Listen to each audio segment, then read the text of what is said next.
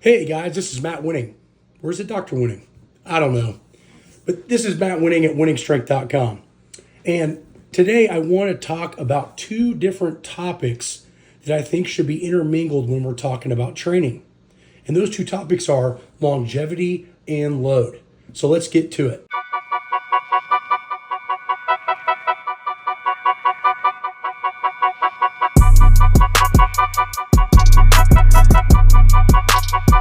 The first section, I think most people have a general idea of what to do, for the most part, not always, is load. So load can be described as tonnage, i.e., how much have you done in a week, a month, a year, or maybe a workout. At winningstrength.com, a lot of our workouts on Patreon and Train Heroic have a volume calculator that we utilize to kind of get an idea to make sure that the volume is high enough for adaptation. Load can also mean intensity. This means how hard you're going. Is it 60%, 80%, 95%? Is it based off of an RPE, which is my favorite way to go? The other thing it can also mean is sets. How many sets of squats are you doing? You know, a lot of times when people watch a lot of my videos or Louis Simmons' old videos, or anybody that understands conjugate and energy systems, what they'll start realizing is, you know, why is he doing only 3 reps? Why isn't he doing 10 or 15 reps? And the answer is you got to know what you're training for. And that's for a different video. But loading is insanely important. If we don't increase load in some way, shape, or form, then the problem is our body will not adapt to a new stimulus. This gets complex.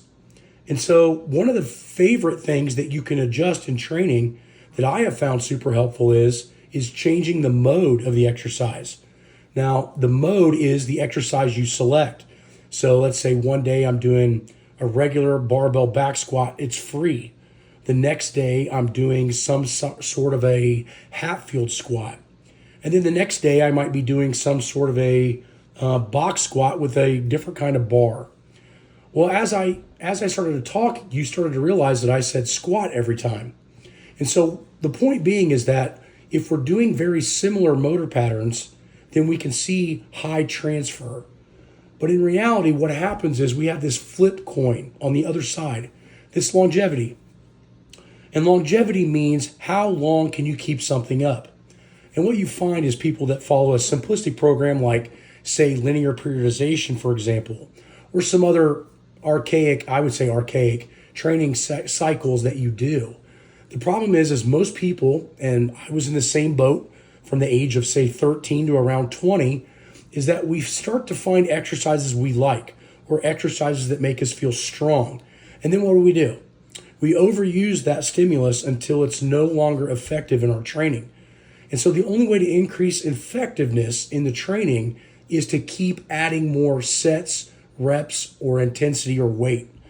And we all know that there's a ceiling limit to that.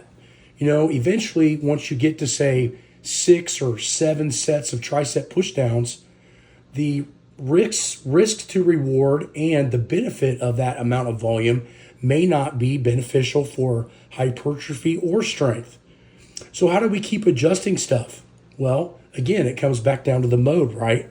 If we keep moving the exercises, for example, if I do tricep pushdowns with a V-bar one day, and the next day I use a band instead of a cable, and then the next day I use dumbbells on an incline bench. And then the next day I come back to the cable and I do a reverse grip handle. You see, all of these are tricep extensions, but the angle in which the joint and the ligaments and tendons have to put on the muscles and the leverages that the muscles are seeing in the training changes fairly dramatically. And so when that happens, the muscle's getting stimulus in a specific range, but it's also getting variability to reduce mileage. And this is where all this stuff comes together in a conjugate system. These are major factors you don't hear a lot of people talking about on the internet, but there are huge factors when you start to really delve into training and you start to really understand the body. Hey guys, listen, I used a very simplistic system to get pretty strong in my teenage years.